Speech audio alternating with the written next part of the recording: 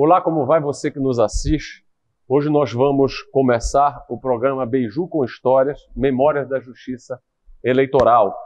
É um programa que faz parte da gestão da memória do Tribunal Regional Eleitoral do Pará, que conta com uma série de entrevistas sobre assuntos relacionados à história da Justiça Eleitoral. A primeira convidada para o primeiro programa é a desembargadora Luzia Nádia Guimarães Nascimento, presidente do Tribunal Regional Eleitoral do Pará. A desembargadora Luzia Nádia iniciou a sua trajetória profissional como advogada. Após isso, passou no concurso público para membro do Ministério Público do Estado do Pará, ascendeu ao Tribunal de Justiça do Estado através do 5º Constitucional, onde exerceu a presidência no biênio 2013-2015 e hoje presidente deste Tribunal Regional Eleitoral. Desembargadora Luzia Nádia, seja bem-vinda ao nosso programa. É um prazer tê-la aqui conosco. Muito obrigada. Desembargadora, qual a primeira memória que a senhora tem sobre as eleições? A senhora tem alguma memória lúdica sobre as eleições? Diogo, é um prazer primeiro estar aqui. Eu quero agradecer a ser a primeira convidada, né?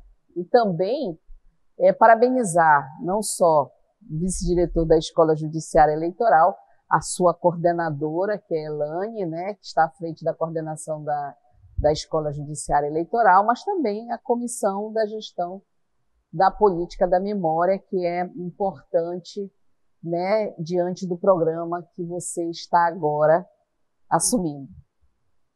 Eu quero lhe dizer que quando você me faz essa pergunta, me vem a minha tia Maria na memória. Né? Já que nós estamos falando de memória, tia Maria me vem na memória. Minha tia hoje tem 97 anos. E eu sempre fui muito próxima a ela. Ela não tem filhos, não casou, e os seus filhos eram seus sobrinhos. E eu era o quindi, eu diria, da minha tia Maria. E ela me levava, ela amava a eleição. Para ela era um motivo de festa ela ir à urna. E ela me levou, desde criança, a acompanhá-la nas eleições. E depois de algum tempo, ela ficou com idade, e ela me dizia, eu quero votar. E ela tinha candidato, ela sabia em quem ela ia votar, não adianta passar número para ela, porque ela anotava os números que ela queria, porque você sabe que quando tem muitos candidatos, as pessoas geralmente anotam os números necessários para do candidato que deseja. Mas ela sempre fez... Eu acredito que ela chegou a votar na eleição passada, ela não votou na municipal, ela não votou na estadual, na municipal anterior, sem ser a recente. A outra foi a última eleição que a minha tia Maria participou, porque ela queria participar. Porque nós sabemos que o eleitor, quando chega a uma certa idade, não é mais obrigado a ir à urna. E ela fazia questão. E muitas vezes ela era aplaudida pelos mesários. Era tão interessante que eu levava, e aí eles se espantavam com a idade, né? E aplaudiam a minha tia Maria por ela estar ali naquela cabine votando. Então, para mim, ela é um exemplo, uma grande memória de urna e do dia de festa da democracia, que é o dia da eleição. A senhora sabe que eu também tenho uma memória da Justiça Eleitoral, que o meu pai, e nessa época era possível, meu pai me levava, eu era garoto, e o meu pai, sempre que tinha a eleição, principalmente as eleições municipais, meu pai me levava para votar, eu entrava até a cabine de votação. E é legal porque isso acabava trazendo a educação democrática para a criança. Com certeza. Eu sou talvez de uma geração privilegiada, já tenha nascido em berços democráticos, eu posso assim dizer. Então isso foi muito importante para criar essa cultura democrática. Isso é muito importante. Nós éramos eleitores do futuro. Exatamente. É isso mesmo. E profissionalmente, desembargadora, qual foi o seu primeiro contato com a Justiça Eleitoral? Na verdade, eu integrava o Ministério Público, né? E realizei eleições como promotora de justiça eleitoral estadual. E participei de algumas eleições. Uma delas que me chama a atenção, assim, que me vem rapidamente à minha memória, é uma eleição em um determinado município. E lembre que nós estamos falando de uma época onde era o voto impresso.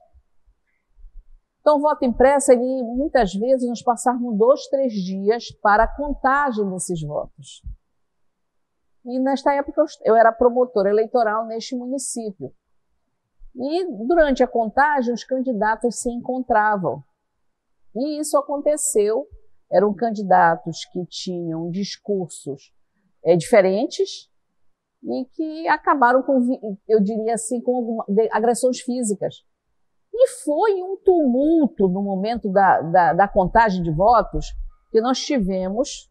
Eu estava grávida da minha primeira filha e nós tivemos, naquele momento, que sair correndo, eu, a magistrada eleitoral na época, para acalmar as pessoas, os escrutinadores, como eram chamados, e as pessoas que estavam em volta das mesas, que estavam apurando os votos. E isso me marcou muito, porque depois daquele momento, nós percebemos a fragilidade que havia em razão desses momentos que precisávamos reforçar a segurança, mas mais ainda, precisávamos conversar com os candidatos e explicarmos o momento democrático daqueles dias que estavam se passando. Eu acredito que seja um grande momento importante assim que eu vivenciei e percebi a importância da justiça eleitoral, não só como garantia da democracia, mas principalmente de uma pacificação, inclusive entre os candidatos, para a aceitação do resultado da eleição. A senhora tocou num assunto que eu acho importante, na verdade. A senhora acha que não só os eleitores desse período do seu primeiro contato com a justiça eleitoral, mas também os candidatos evoluíram de lá para cá?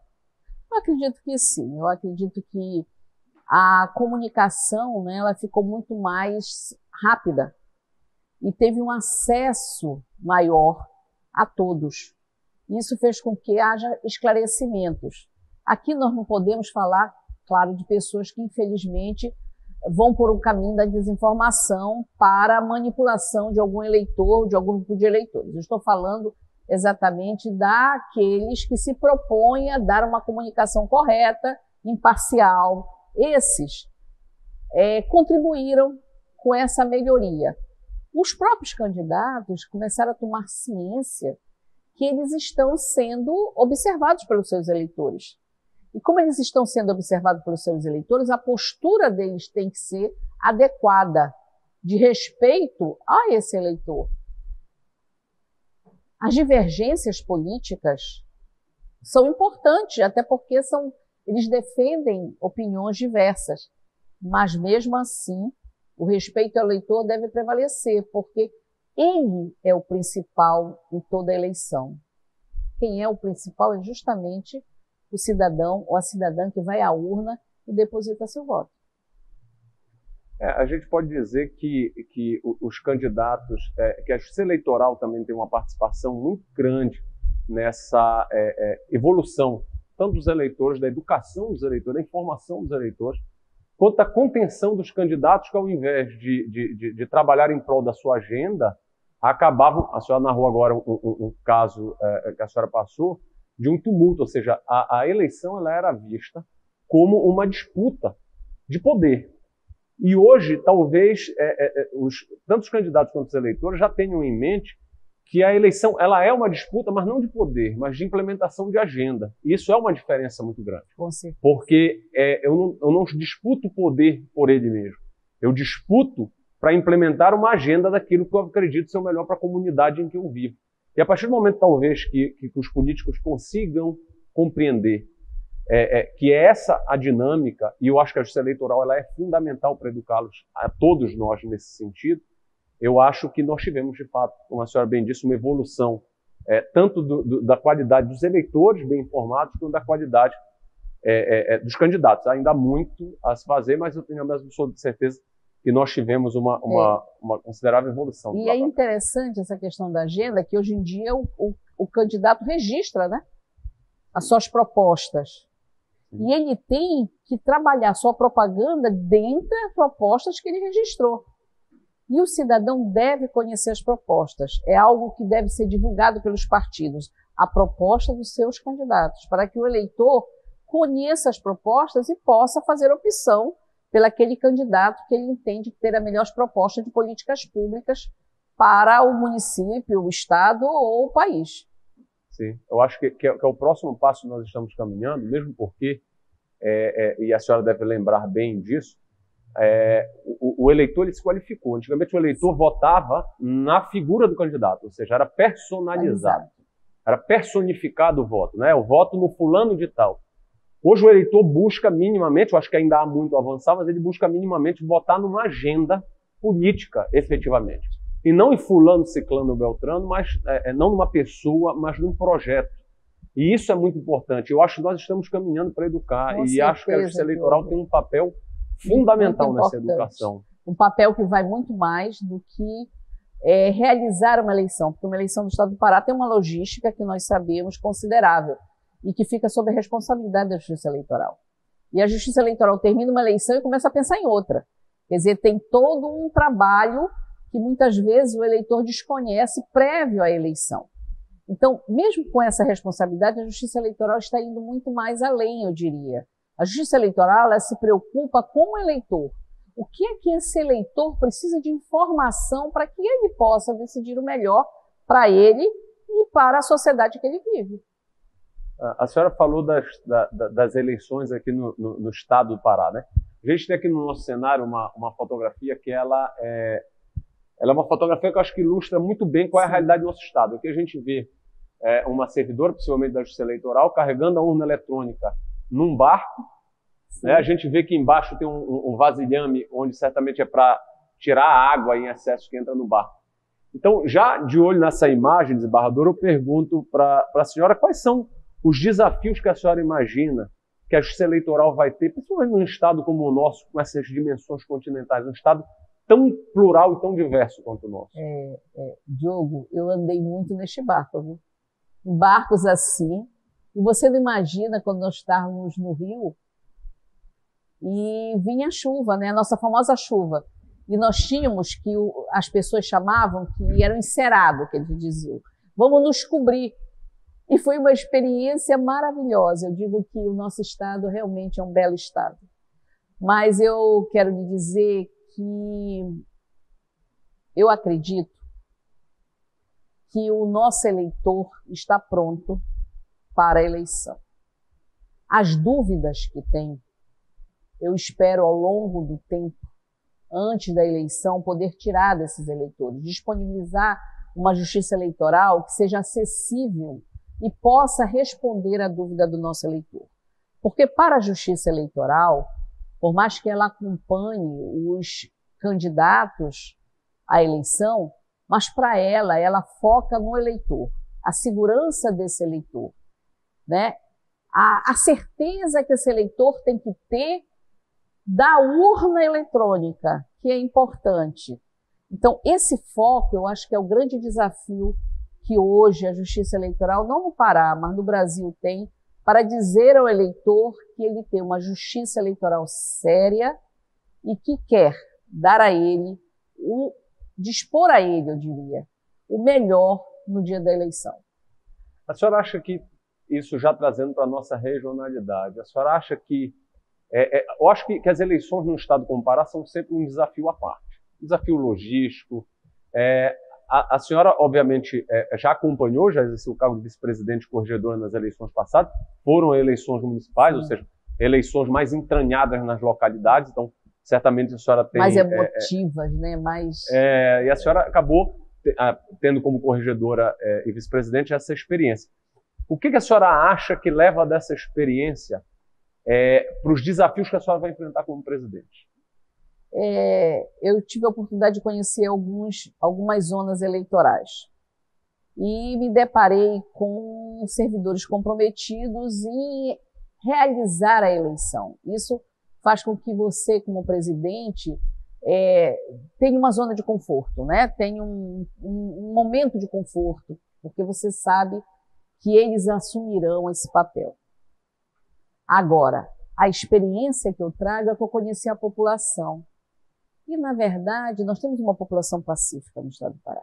Uma população que é uma população do bem, eu diria assim, né? Acolhedora, do bem. E essa população, o que eu percebi nessas minhas viagens é que ela precisa, em alguns casos, do melhor esclarecimento em relação ao papel da justiça eleitoral. E também ela precisa entender que como ela é importante nesse processo democrático, porque a gestão pública é para ela. Então, ela deve ser esclarecida no sentido de buscar informações a respeito do seu candidato, verificar, como você mesmo disse, a agenda ou as propostas que esse candidato apresentou à Justiça Eleitoral e registrou.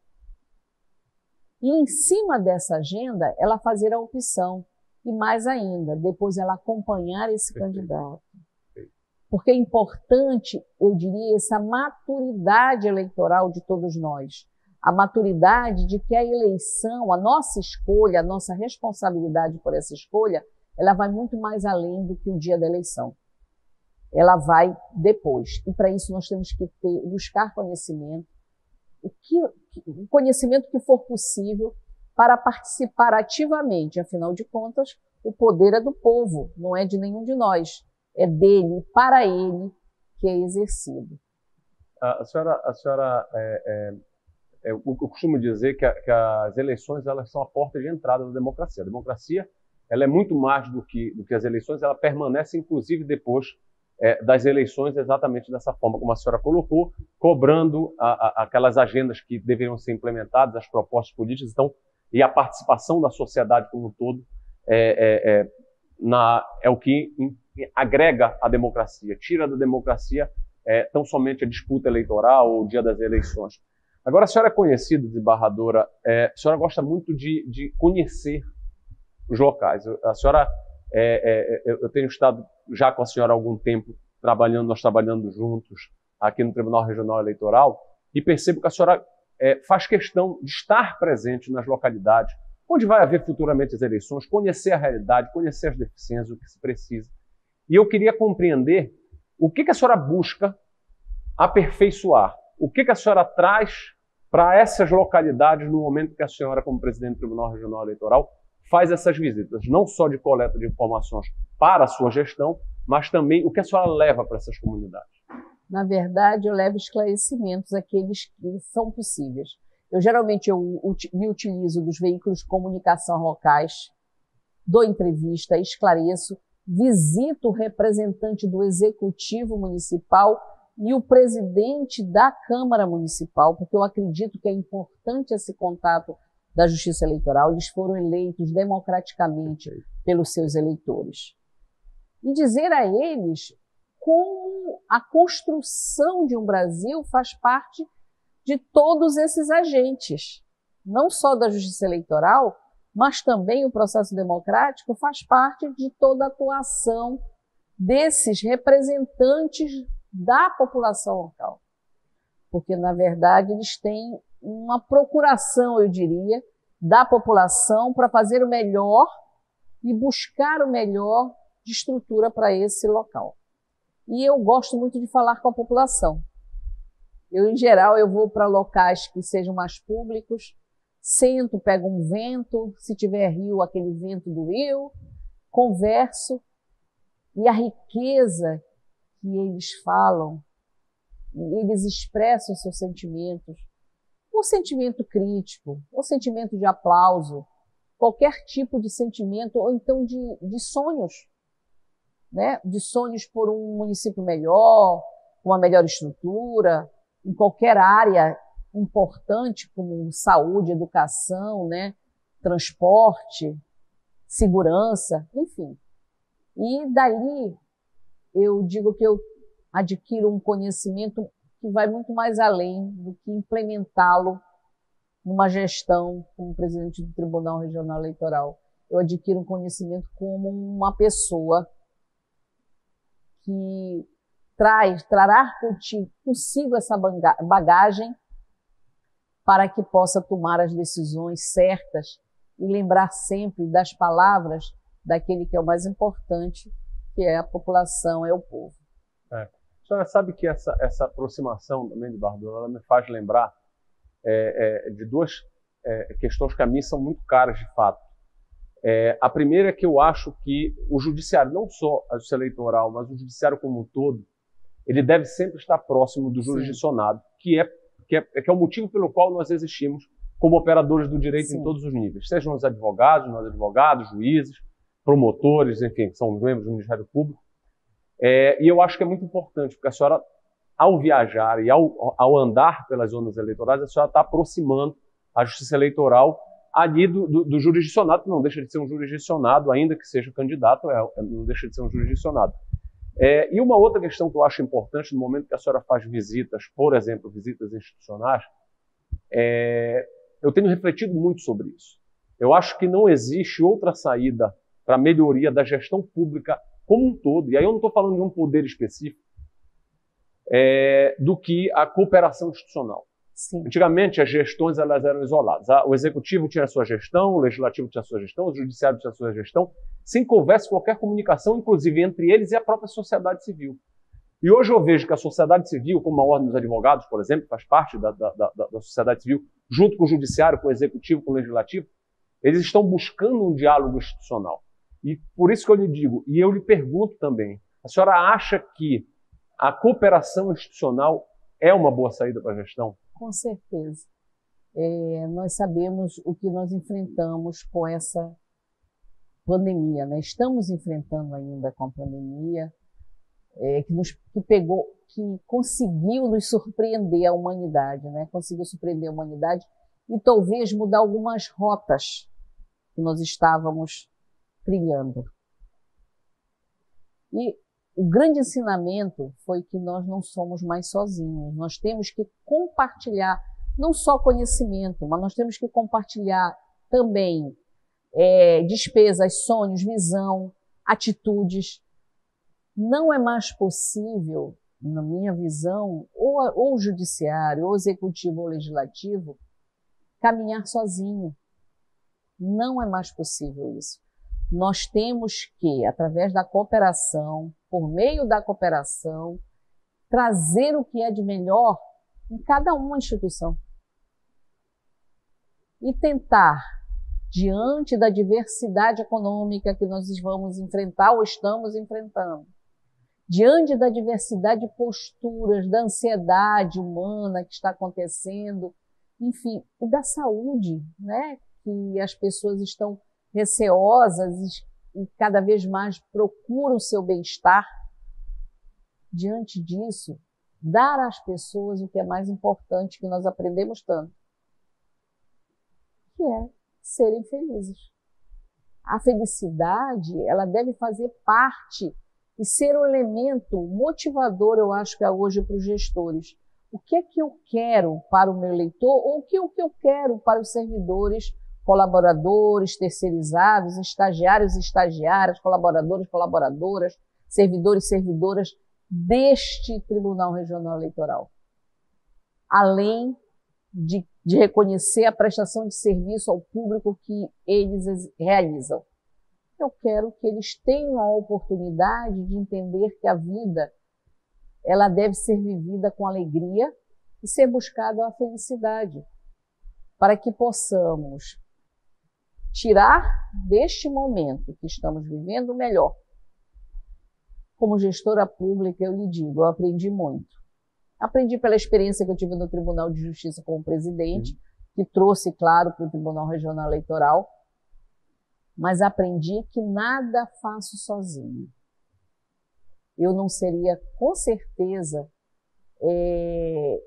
nada nessa presidência se eu não tivesse ao meu lado uma equipe que me apoia, se eu não tivesse um colegiado que participe e que sempre traz conhecimento e me ensina em todas as sessões que nós realizamos, ou aquela pessoa que eu atendo, simplesmente por atender, e que me traz, eu diria, vivência. E vivência é algo inestimável para todos nós. O conhecimento nós adquirimos não só pela busca, né, de ir em busca não só pela educação, mas pela cultura e por outros momentos, mas também pelo dia a dia e pela vida vivida e, claro, já com a perspectiva da vida ser vivida, que eu espero que a humanidade logo, logo tenha essa certeza que esta vida a ser vivida está garantida a ela. Barbadora, a senhora agora na sua resposta, a senhora tocou algumas questões interessantes. A senhora falou da questão da felicidade, né? Eu acho que a felicidade ela está muito atrelada com a liberdade que as pessoas devem ter de fazer suas próprias escolhas. Liberdade essa que também vem junto com a responsabilidade das escolhas que nós fazemos. Então, um cidadão verdadeiramente livre, e eu acho que é para isso que a gestão pública deve trabalhar, sim. O cidadão verdadeiramente livre é aquele que tem a capacidade de que é possível que ele faça as suas próprias escolhas. Logicamente que eticamente tendo as responsabilidades por elas.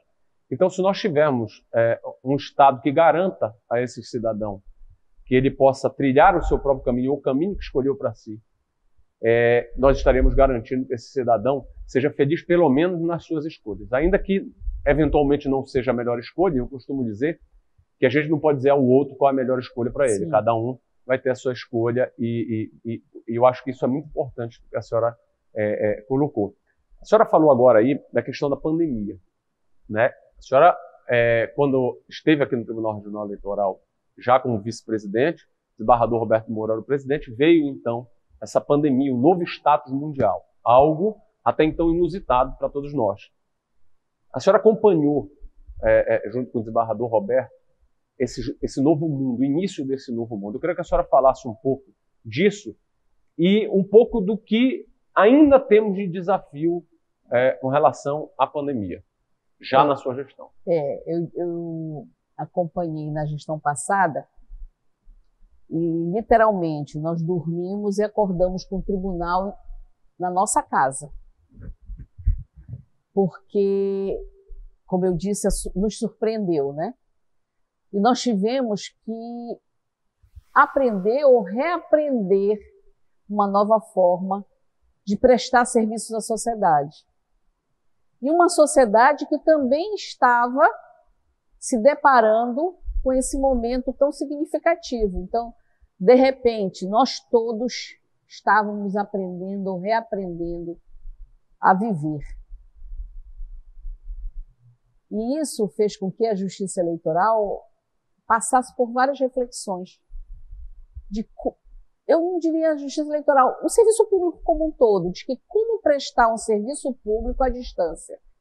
Porque nós estamos acostumados com aquele serviço público prestado presencialmente, onde as pessoas têm acesso direto a esse serviço público. E, de repente, esse serviço público iniciou a ser prestado à distância. Ainda temos muito a aprender com nossa nova forma. Essa experiência que nós tivemos, principalmente numa eleição, nos trouxe a certeza de que ela servirá de apoio para a próxima eleição. Mas ainda temos eleitores que ainda, em razão da ansiedade, claro, têm o temor natural de se expor, né, diante de outras pessoas. Isso faz com que tenha um reflexo, vamos dizer, de uma propaganda eleitoral. Nós estamos acostumados a ter propagandas eleitorais, principalmente nos municípios, que sejam mais próximos à população. E hoje nós estamos vendo os políticos repensar essa nova forma de propaganda. E a mídia social tomando seu espaço. Quer dizer, é uma nova forma de chegar ao eleitor. Só que no Pará nós temos ainda uma população sem inclusão digital. E essa população nós temos que avaliar como vamos dispor a essa população que este candidato possa sim exercer o direito que tem a fazer sua propaganda da sua plataforma política para que o eleitor possa fazer a sua opção. E a justiça eleitoral está justamente neste patamar, eu diria. Repensando essa nova forma de dispor ao eleitor e de como a justiça eleitoral vai se posicionar a esta propaganda via mídia social, que vai acontecer, acredito, na próxima eleição de forma bem efetiva, né? Como vai a justiça eleitoral proceder e como ela vai atuar diante da propaganda que vai se colocar. A justiça eleitoral, ela confere liberdade sempre. Ela acredita que a democracia exige isso para os candidatos. Os candidatos têm a sua liberdade de se expressar ao seu eleitor. Claro, contudo, tem o seu limite. E é esse limite que a justiça eleitoral fica sempre pronta a, se necessário, agir. Esta é a nova forma de agir. Também aprendemos um pouco na eleição municipal e com certeza nos servirá de apoio para realizarmos a próxima eleição em 2022. A pandemia, ela antecipou talvez algo que fosse inevitável para o judiciário. Hoje nós temos sessões virtuais, participação de advogado dentro do Ministério Público, aqui mesmo no TRE, a senhora como presidente, de maneira até de vanguarda mesmo, nós iniciamos uma sessão híbrida, hoje nós fazemos a sessão híbrida, ou seja, simultaneamente nós temos a participação não só de membros da Corte, mas advogados do Ministério Público, partes eventualmente que queiram assistir, que podem estar presencialmente no nosso plenário, com todas as medidas e cautelas sanitárias que são exigidas, ou podem participar virtualmente.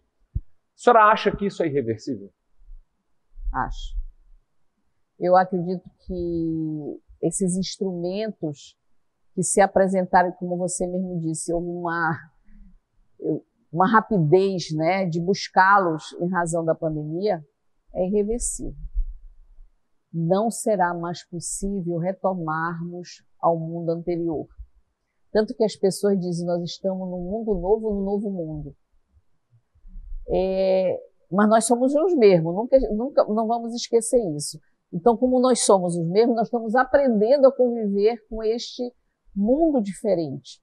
Mas a tecnologia hoje, ela vem somar ou nos trazer os instrumentos necessários para que possamos garantir o acesso à justiça, seja ela qualquer segmento de justiça, né, ou estadual, federal, ou justiça do trabalho, enfim, qualquer segmento de justiça, mas principalmente avaliar, e é esse o grande processo que nós estamos, que tipo de serviço vamos prestar diante desses instrumentos, ou que forma vamos avaliar o nosso trabalho para essa população. Será que ainda podemos usar esses instrumentos e dizer que nós vamos ficar todos de forma virtual? Ainda não. Ainda não é possível isso. Ainda é possível a forma híbrida, como bem você colocou, em razão de uma sociedade que precisa ser, eu diria, se acostumar com esse novo tempo também de prestação de serviço público. A justiça eleitoral é vanguardista em relação ao uso da tecnologia. Nós sabemos disso. Eu sempre olhei a justiça eleitoral com esses olhos. E agora que estou na justiça eleitoral, eu lhe diria, mais entusiasta eu fico desse perfil que tem a justiça eleitoral de usar a tecnologia a favor dessa prestação de serviço que ela vem realizando junto ao eleitor. Mas estamos também aprendendo. Estamos aprendendo na medida em que precisamos pensar como vamos fazer uma medição desse nosso trabalho. Como podemos avaliar que esse nosso trabalho, de forma virtual, está chegando ao nosso cliente, que é o eleitor, aquela sociedade. Então, tudo isso é um grande processo de aprendizado e eu diria uma caminhada ainda que ainda temos por percorrer. não só na minha gestão, mas nas gestões com certeza que seguirão a minha e trarão benefícios e estará no novo momento e trarão novos benefícios.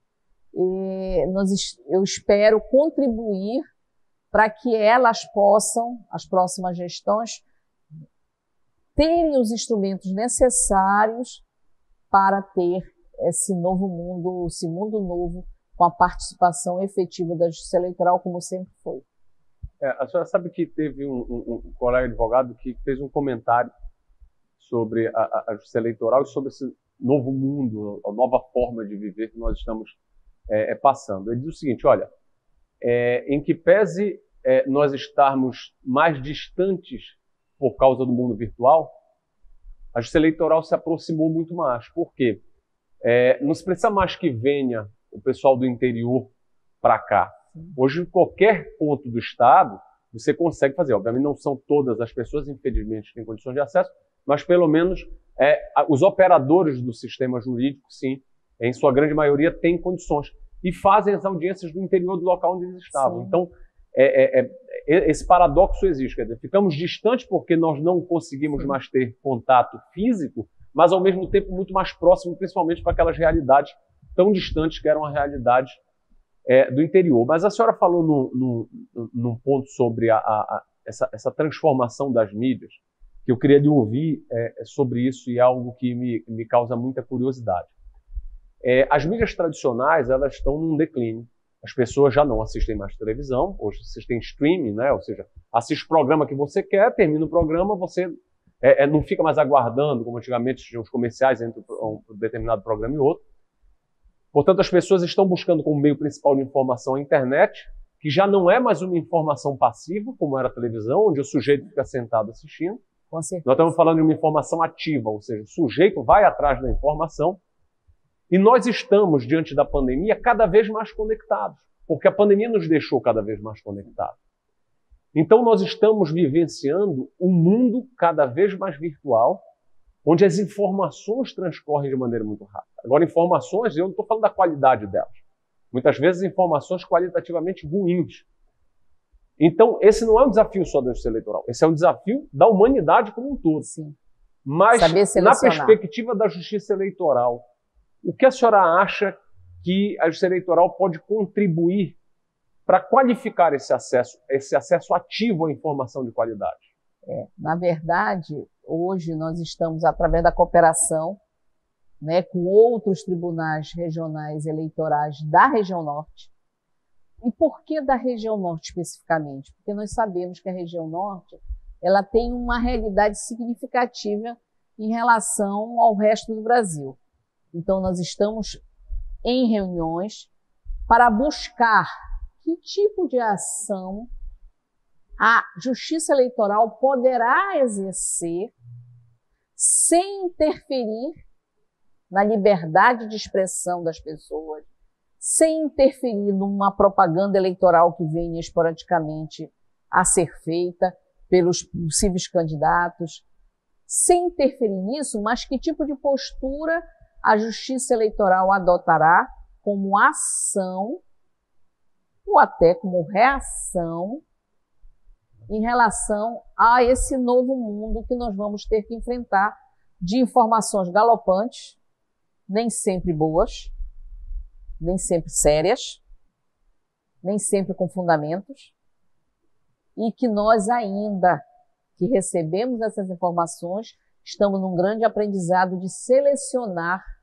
aquelas que realmente são informações e não desinformações. Essa eleição, ela vai, as próximas eleições da qual a senhora vai presidir aqui no Estado, elas são eleições desafiadoras nesse sentido, né? De como combater a desinformação sem que com isso a gente limite também a liberdade de expressão das pessoas. Quer dizer, é um coeficiente matemático difícil de equilibrar. Desembargador, aqui o nosso programa ele é voltado para a história. E eu queria saber da senhora qual a importância que a senhora entende que tem o passado para as pessoas, a memória. Por que é tão importante para o ser humano conhecer o passado? Eu vou colocar especificamente um assunto que todos conhecem, que foi o grande debate que existiu e talvez ainda exista sobre nossas urnas eletrônicas, a qual nós dois, eu tenho certeza que você e eu, sabemos que ela é segura e que nós garantimos isso ao nosso eleitor. E, em razão disso, eu fui buscar toda uma história da urna eletrônica, para que eu pudesse entender como presidente e dizer ao eleitor com segurança e garantir a esse eleitor até a segurança da urna. E diante da história e da memória das pessoas que integram a Justiça Eleitoral, eu tomei conhecimento que esse questionamento vinha anteriormente e sempre foi demonstrado, quando questionada a urna eletrônica, com os resultados necessários à sua segurança. Então, eu acredito que a Justiça Eleitoral deve rememorar essa história para demonstrar ao eleitor que em todos os momentos em que existiu esse questionamento, a Justiça Eleitoral trouxe a ele as informações necessárias dizendo, não é assim, está correto, por isso e esse motivo. Esse é um dos assuntos que nós vamos enfrentar, com certeza, na próxima eleição, ou já estamos enfrentando no dia de hoje. E que nós vamos buscar esclarecer ao eleitor justamente o passado. De como surgiu a urna, por que surgiu a urna, o que trouxe a urna eletrônica para o Brasil, por que a eleição de forma em papel, como uma população diz, né, que quer ver o papel, porque ela não era tão adequada para o resultado da eleição. Por que surgiu a urna? De que forma surgiu a urna? Quantas vezes essa urna foi questionada e quantas vezes ela respondeu de forma efetiva a sua segurança? Então, tudo isso será buscado no passado, eu trarei para o presente para dizer ao eleitor e garantir a ele a segurança da urna. Aí está o passado refletindo no presente e que me traga elementos de segurança para poder responder ao nosso eleitor. Senhora, eu gostei muito disso que a senhora falou. De fato, tem uma frase do Milor Fernandes que eu gosto muito, que diz o seguinte: nós somos um país com um grande passado pela frente. Né? Então, e quem não conhece o passado não vai conhecer o futuro. Então, a senhora usou como exemplo, talvez a senhora foi muito feliz, na verdade, em usar como exemplo a questão da urna, porque se nós formos buscar historicamente os nossos modelos de eleição, se nós formos buscar a maneira como as eleições se davam, desafortunadamente, muitas das vezes, de maneira muito fraudulenta, e os problemas que o sistema que existe hoje no Brasil vieram sanear e aperfeiçoar, nós vamos nos dar conta que a compreensão do nosso passado é que nos trouxe até aqui. Sim. Então a urna eletrônica, ela não surgiu do nada. Ela surgiu porque nós precisávamos resolver um problema no passado. O que eventualmente não queira dizer que nós não somos passíveis de aperfeiçoamento. Sim, com certeza. Acho que a sociedade civil deve discutir sempre eventuais aperfeiçoamentos. Claro. E isso deve ser uma evolução constante. Como a democracia é uma evolução constante. Mas isso tudo dentro de parâmetros aceitáveis, de diálogo e de discussão. Acho que nós devemos olhar também para a nossa evolução em Constituição, olhando para trás para saber o que nós vamos fazer para frente. Mas, desembargadora, já caminhando aqui, infelizmente, para o final da nossa entrevista, eu queria que a senhora contasse aqui um pouco para a gente, para quem está nos assistindo, alguma curiosidade, alguma vivência que a senhora tenha, que queira ou que possa compartilhar com a gente, uma curiosidade sobre essa sua vivência na Justiça Eleitoral, essas suas andanças pelo interior. Como eu disse anteriormente, essa caminhada é de grande aprendizado. E eu tenho sempre encontros muito interessantes, né? E dou entrevistas, enfim. E uma das entrevistas eu fui pega de surpresa justamente sobre a urna eletrônica, que, claro, há uma curiosidade da população a respeito desse assunto, me perguntando sobre a minha opinião, isso em rede, né, para muitos municípios. E eu digo o que vou dizer a você e todos aqueles que assistiram a nossa entrevista. A Justiça Eleitoral, ela está pronta para realizar a eleição e garantir ao seu eleitor a segurança da sua urna. Naquele momento em que eu dei a entrevista, o Congresso ainda estava, a Câmara de Deputados, definindo, e ainda o Senado ainda não definiu, né, em relação à questão do voto impresso, né? Porque o voto impresso, há uma deturpação sobre o voto impresso que não sei se chegou diretamente ao nosso eleitor, que foi que o voto impresso iria realmente, a urna ia ser adaptada, nós teríamos voto impresso e só iríamos fazer aquela contagem se viesse a ser impugnada aquela urna, por algum motivo, com fundamento, claro, por algum motivo de algum candidato. Mas, e aí eu fui pega de surpresa. E o que a senhora acha? Eu disse, olha, eu não sei qual vai ser a decisão dos legitimados pelo povo para exercerem seu voto no Congresso Nacional, porque eles foram legitimados para responder, né, em nome da população. Eu não sei qual vai ser, mas o que for, eu garanto, a Justiça Eleitoral realizará a eleição, porque para ela interessa que a democracia, a cada 4 anos ou cada 2 anos, porque nós temos a municipal, né, e depois estaduais e federais, a cada 2 anos ela é assegurada ao povo brasileiro. E aí ele foi mais além, disse assim, sim, mas o Supremo Tribunal Federal poderá eventualmente alterar alguma decisão do Congresso?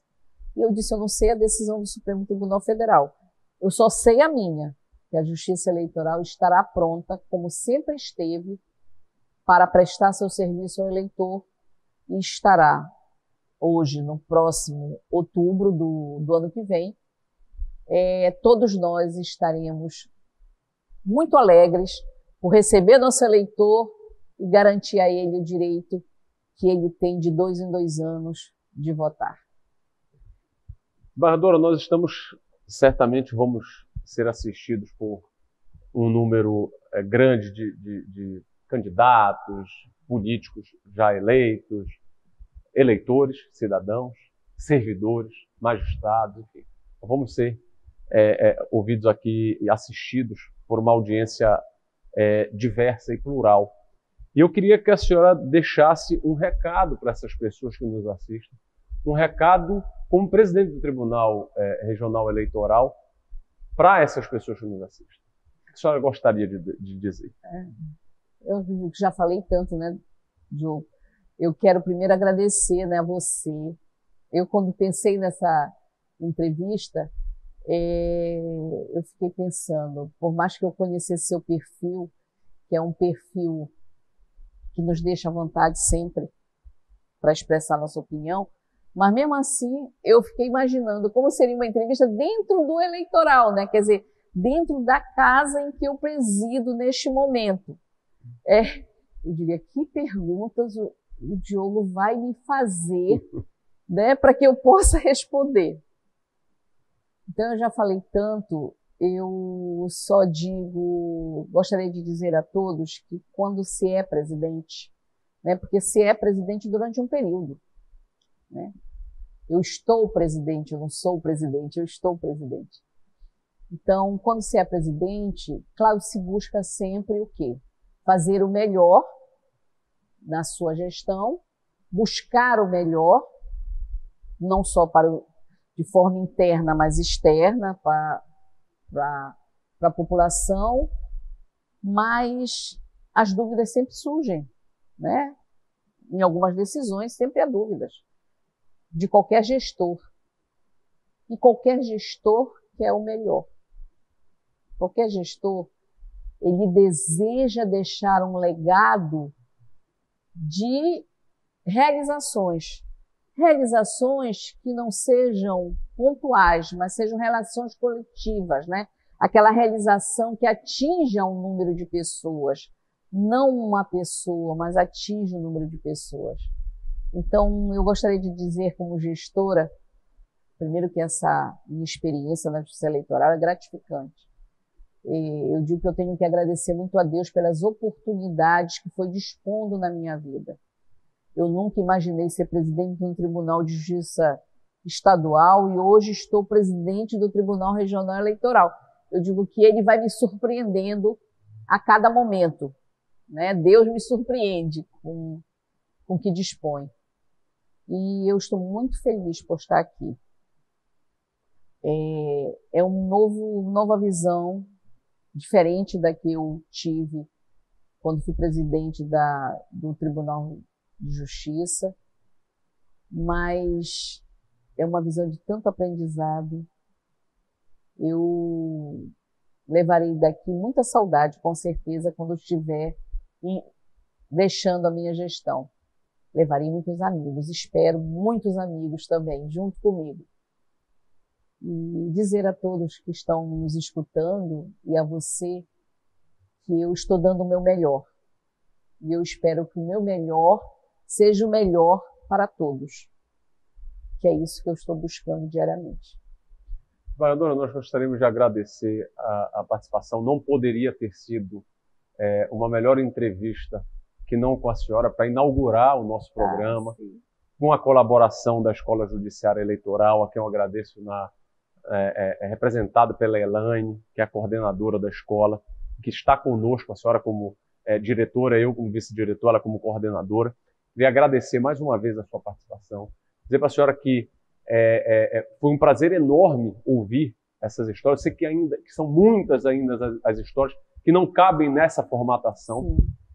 Eu tenho mais absoluta certeza que, no que depender do preparo que a senhora tem, a senhora vai atingir os objetivos que a senhora programou para a Justiça Eleitoral. Eu costumo dizer que a senhora tem competência suficiente para prever o máximo de situações possíveis para evitar ou para minimizar o máximo de problemas. Mas naquilo que não se conseguir antever, eu lhe desejo sorte, porque afinal muito de contas, obrigada. Um bocadinho de sorte faz bem para todo mundo. Sim. Então, agradecendo a todos, já nos despedindo, nós vamos encerrar esse programa Beiju com Histórias, Memórias da Justiça Eleitoral, e espero encontrar as senhoras e os senhores no próximo programa.